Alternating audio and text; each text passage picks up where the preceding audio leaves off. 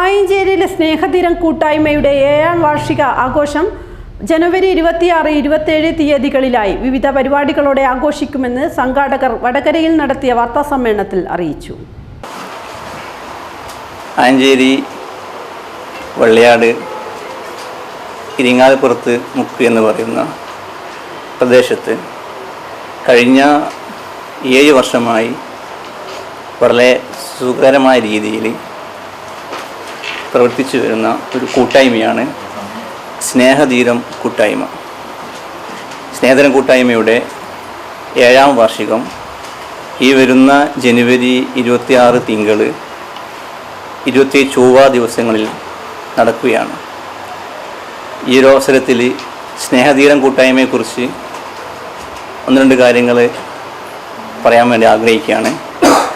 സമൂഹത്തിലെ നാനാതുറകളിലുള്ള ചെറുപ്പക്കാരായ എല്ലാവരും കൂടിച്ചേർന്നിട്ടുള്ള ഒരു കൂട്ടായ്മയാണ് സ്നേഹതീരം കൂട്ടായ്മ. നമ്മുടെക്കറിയാം, നിർധരരായ, നിരാലംബരായ, പ്രയാസമുള്ള രോഗികൾക്ക് മാസത്തിൽ 50,000-ഓളം രൂപ വരുന്ന മരുന്നുകൾ ഈ കഴിഞ്ഞ മാസം വരെയും നൽകിക്കൊണ്ടിരിക്കുന്നുണ്ട്.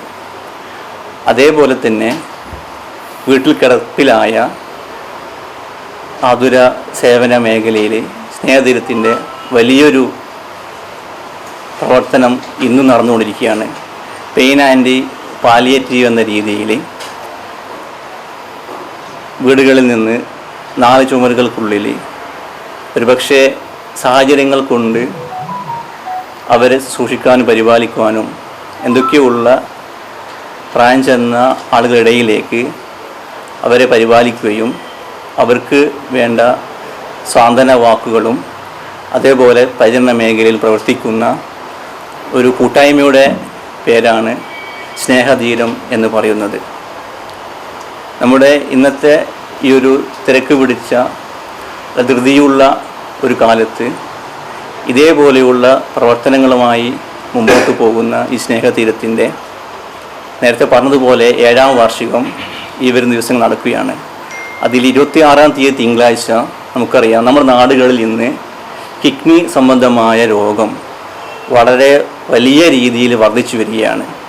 ഒരു വീട്ടിൽ 1-2 രോഗികൾ ഉണ്ടാകുന്ന ഒരവസ്ഥ പോലും നമ്മളൊക്കെ സാക്ഷിയാവുന്ന ഈ സമയത്ത് ഈ കിഡ്നി രോഗത്തെ മുൻകൂട്ടി കണ്ട് രോഗം വരുന്നത് വരെ കാത്തിരിക്കാതെ അങ്ങനെ കിഡ്നി രോഗ നിർണയ ക്യാമ്പ് തിങ്കളാഴ്ച 9 മണിക്ക് നടക്കുകയാണ്. അതേപോലെ തന്നെ ബ്ലഡ് ഗ്രൂപ്പിംഗ് രക്തനിർണയ ക്യാമ്പും 26-ാം തീയതി തിങ്കളാഴ്ച 9 മണിക്ക് സ്നേഹതീരം കൂട്ടായ്മയുടെ ആഭിമുഖ്യത്തിൽ രാവിലെ 9 മണിക്ക് നടക്കുകയാണ്. അന്ന് ഇത് പരിപാടിയാണ് 26-ാം തീയതി ഉള്ളത്. 27-ാം തീയതി നമുക്കറിയാം, മുഹമ്മദ് ആസിം വെളിമണ്ണ നമുക്കെല്ലാവർക്കും അറിയാവുന്ന ഒരു വിദ്യാർത്ഥിയാണ്. അവൻ ഉദ്ഘാടനം ചെയ്യുന്ന സാംസ്കാരിക സദസ്സും നമ്മുടെ പ്രദേശത്തുള്ള സാംസ്കാരിക പൗര പ്രമുഖർ അണിനിരക്കുന്ന സംബന്ധിക്കുന്ന ഒരു പരിപാടിയാണ് അന്ന് വൈകുന്നേരം നടക്കുന്നത്. 27-ാം തീയതി ആസിം വെളിമണ്ണയാണ് പരിപാടിയുടെ ഉദ്ഘാടകൻ. അതിനുശേഷം കൊൽക്കളി, ഒപ്പന, അർബന പോലത്തെ പരിപാടികൾ അരങ്ങേറുന്നു.